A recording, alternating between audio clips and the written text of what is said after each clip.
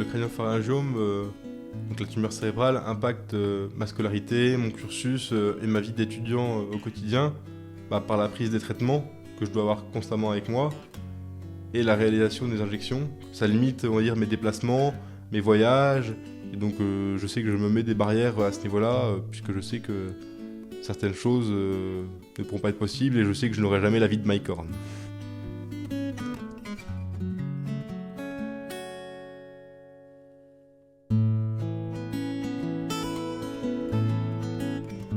Déséquilibre, ce sont des patients qui racontent des tranches de vie avec la maladie. Des pathologies au long cours qui touchent aujourd'hui 1 personne sur 3 en France.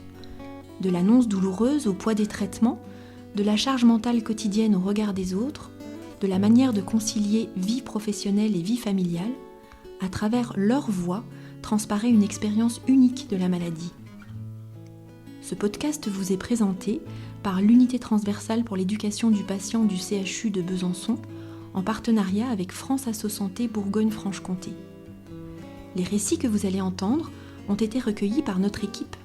Ils sont une ressource précieuse que nous destinons à tous les patients et à tous les aidants confrontés à la maladie chronique, mais aussi à tous les soignants qui les accompagnent.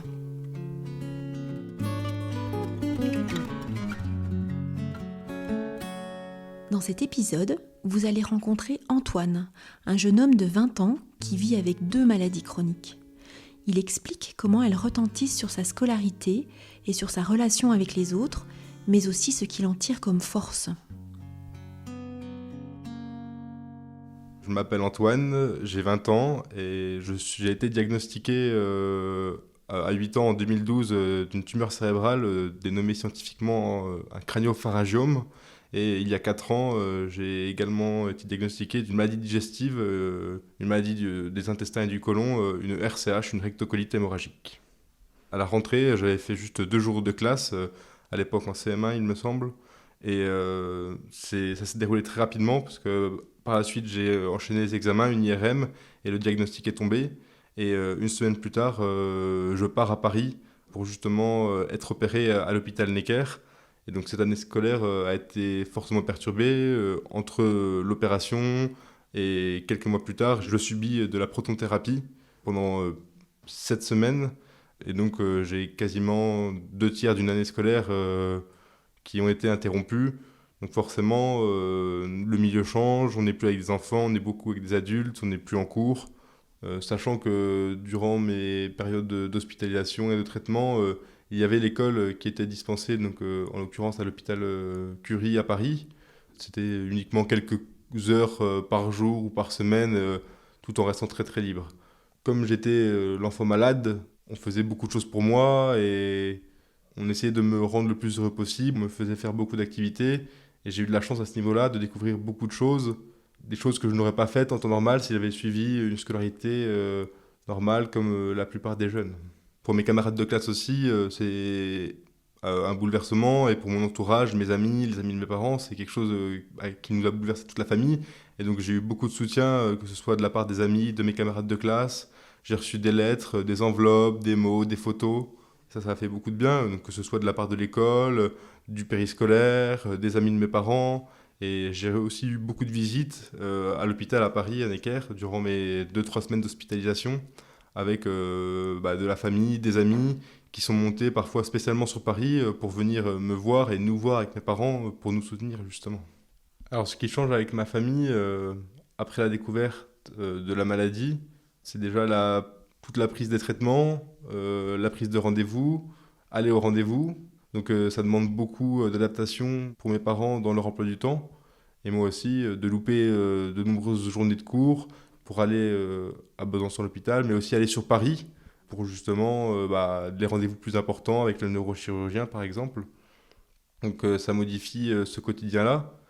Et avec mon frère par exemple, il y a eu sûrement un décalage avec lui et a pu se sentir exclu par rapport à moi et un peu rejeté parce que l'attention était portée sur moi, même si à la maison on est relativement ouvert et on prend le temps de discuter de cela, d'échanger et d'avoir le ressenti de chacun sur quelle est la place de chacun à la maison et comment chacun se situe par rapport à la maladie et au quotidien de la maladie qui s'est installée dans le foyer.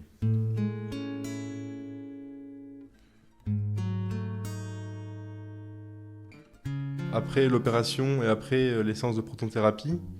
Donc j'étais en CM1 et donc je retourne en cours à partir du mois de février. Et j'avoue que j'avais la chance d'avoir un bon niveau scolaire, d'être plutôt un bon élève, ce qui m'a permis de ne pas redoubler mon année et de pouvoir reprendre la fin de l'année correctement.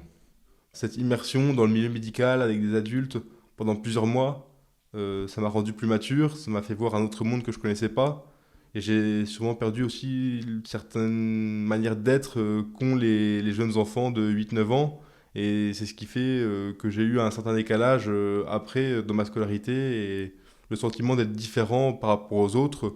Je n'ai pas eu spécialement de confidents, d'amis ou de personnes avec qui je pouvais tout dire. Peut-être que justement la maladie fait que j'ai beaucoup intériorisé, j'ai beaucoup gardé pour moi et ça se ressent sûrement aujourd'hui dans ma personnalité parce qu'il y a certaines choses qu'on n'a pas forcément envie de dire et justement cet inconnu, le fait d'être jeune, le fait de ne pas savoir, ça fait sûrement que je me suis peut-être renfermé sur moi à certains moments et j'ai gardé peut-être beaucoup pour moi. Des choses dures à encaisser mais que je devais faire parce que je comprenais que c'était dans mon bien et dans le but du traitement, notamment au niveau alimentaire par exemple, où j'ai eu de fortes restrictions avec un régime strict, donc que ce soit à la maison mais aussi à la cantine.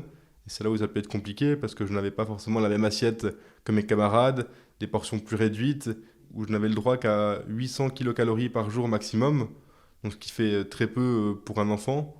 Je n'étais privé de rien en soi, mais pour justement atteindre et respecter ce seuil des 800 kilocalories, il fallait manger le plus sain possible et éviter les produits transformés et toutes les confiseries et toutes les choses que les enfants peuvent manger au goûter ou dans leur quotidien. Je n'y ai pas nécessairement eu le droit et c'est ce qui a pu provoquer et c'est ce qui provoque de la frustration chez moi, sachant que la tumeur touche l'hypothalamus qui est le centre de la satiété.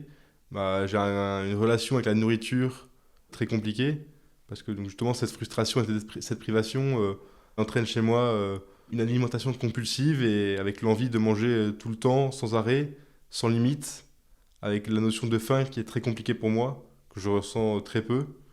Parfois, ma raison ne contrôle plus rien.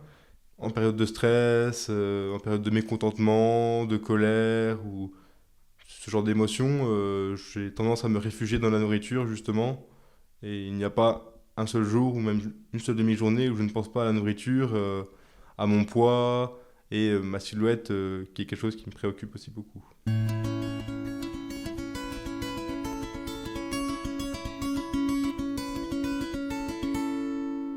Par la suite de ma scolarité, les relations avec mes camarades ont été plutôt compliquées, au moins durant le collège et même un petit peu au lycée, notamment parce que j'avais vécu certaines choses que d'autres n'avaient pas vécues et ne savaient pas ce que j'avais vécu. Et c'est ce qui fait justement que j'ai eu un certain décalage. La cour de récré et les couloirs n'ont pas forcément été des moments de plaisir pour moi et j'ai pu avoir des moments difficiles avec mes camarades, justement, étant bon élève et faisant tout pour être bon élève, justement, un peu comme une revanche par rapport à la maladie, je pense. Sûrement que certains de mes camarades, par jalousie, n'étaient pas forcément fans du comportement et de la relation que je pouvais avoir avec mes professeurs. Donc j'ai pu être traité d'intello ou d'autres dénominations, pas forcément des plus sympathiques, et des moqueries, des bousculades et ce genre de choses dans les couloirs. Et la relation que j'ai eue avec mes professeurs et mes enseignants, je dirais que c'est plutôt une relation fusionnelle parce que justement, il m'a fallu rattraper les cours lorsque j'étais absent, prévenir de mes absences, parfois régulières, parfois imprévues. Et c'est ce qui fait que du coup, les profs, eux aussi, ça leur a demandé une certaine capacité d'adaptation. Et j'ai noué certaines relations avec des profs que je n'aurais pas nécessairement nouées sans la maladie. Et c'est ce qui fait, je pense, qu'aujourd'hui, j'ai tendance à être proche de mes professeurs et à aimer être proche, être soutenu.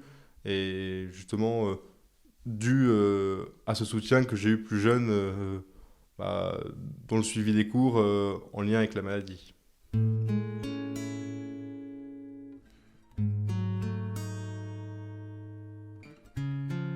Ensuite, cette deuxième maladie qui arrive à 17 ans, c'est l'atteinte d'une rectocolite hémorragique, donc une MICI, une maladie de l'intestin et du côlon. Ça a été très compliqué pour mes parents d'apprendre la découverte de cette deuxième maladie, avec le sentiment de prendre la foudre sur la tête une deuxième fois. Mais en fait, le diagnostic m'a presque fait du bien et j'ai presque été soulagé par le diagnostic parce qu'en fait, je souffrais depuis plusieurs années de cette maladie et de ses effets, notamment avec un transit très compliqué. J'allais de nombreuses fois, parfois jusqu'à 10 fois aux toilettes pour des selles dans la journée et ça a beaucoup impacté mon quotidien, notamment par exemple en voyage scolaire où j'étais chez une correspondante et où en fait j'étais constamment aux toilettes et donc dans un milieu que je ne connais pas, avec le stress, c'est ce genre de moments qui ont pu être très compliqués pour moi à vivre et surtout après à raconter parce que mes parents ne m'ont pas toujours compris à ce niveau-là et ont toujours cru que le problème venait de moi parce que j'allais aux toilettes avec mon téléphone ou ce genre de choses. J'avais le sentiment d'être incompris parce que c'était pas quelque chose dont on parle facilement, les troubles digestifs. Je ne savais pas que ces maladies existaient. Je ne pensais pas pouvoir y être atteint parce que naturellement, lorsqu'on a déjà une maladie, une tumeur cérébrale, on pense et on semble être immunisé, alors qu'en réalité, n'importe quel autre fait de la vie peut nous atteindre. Avoir l'annonce de cette deuxième maladie après la tumeur cérébrale, je pense que c'était une chance, puisque la deuxième maladie est relativement moins grave que la première. Et donc déjà subi des opérations et un certain nombre d'obstacles dans ma vie. Et ce n'est juste une petite goutte d'eau qui s'est rajoutée à l'immensité que j'avais déjà dans mon quotidien ou que j'ai déjà subi auparavant.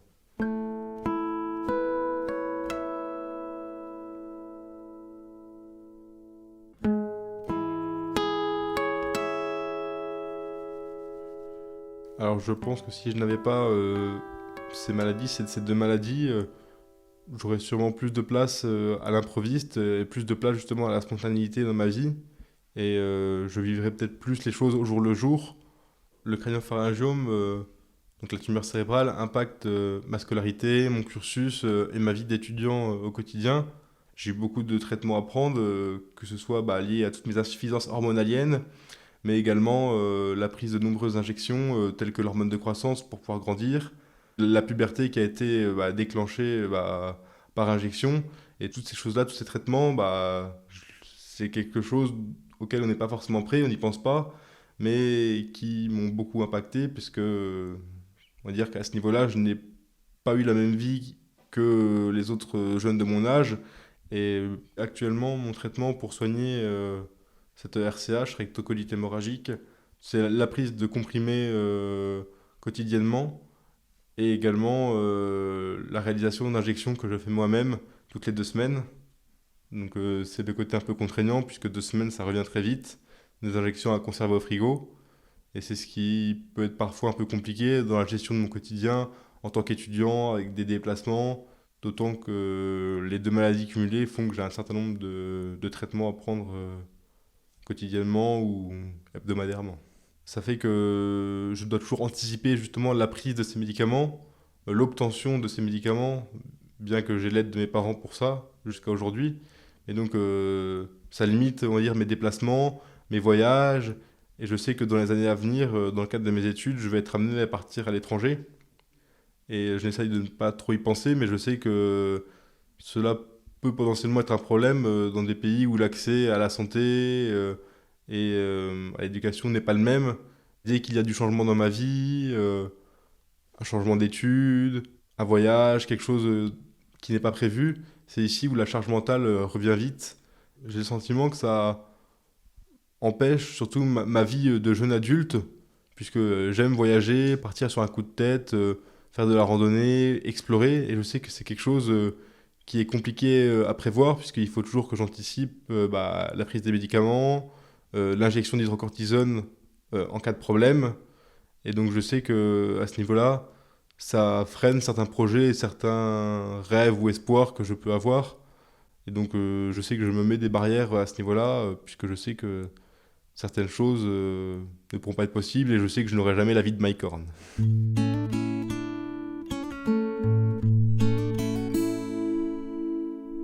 Aujourd'hui, J'ai 20 ans et je vais entamer mon cursus en école de commerce.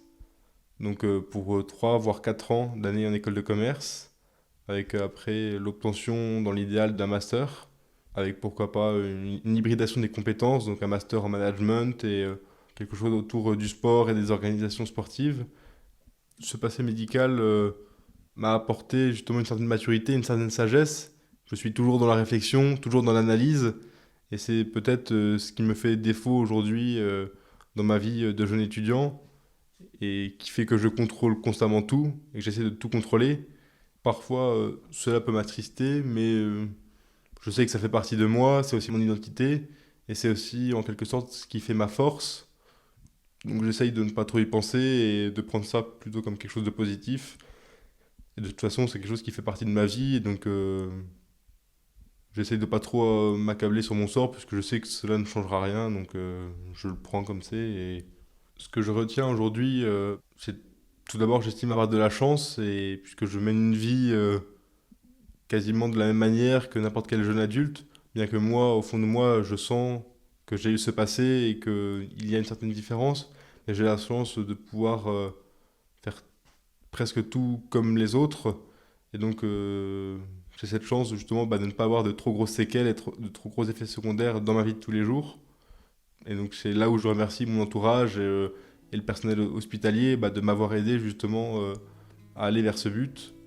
Je pense que dans la vie de tous les jours, ces deux maladies ont apporté chez moi de la persévérance dans le milieu médical, mais qui se traduit aussi dans le domaine scolaire, dans le domaine sportif. Et cet objectif de toujours se dépasser et de toujours vaincre, que ce soit la maladie ou ce que l'on a à franchir devant nous.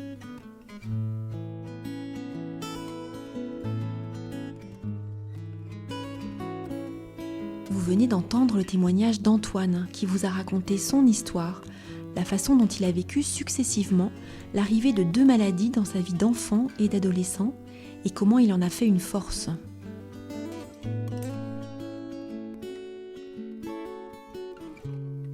Déséquilibre vous est présenté par l'Unité transversale pour l'éducation du patient du CHU de Besançon en partenariat avec France Asso Santé Bourgogne-Franche-Comté. Dans cette série, disponible sur toutes les plateformes, vous pourrez écouter d'autres récits de personnes touchées par la maladie chronique.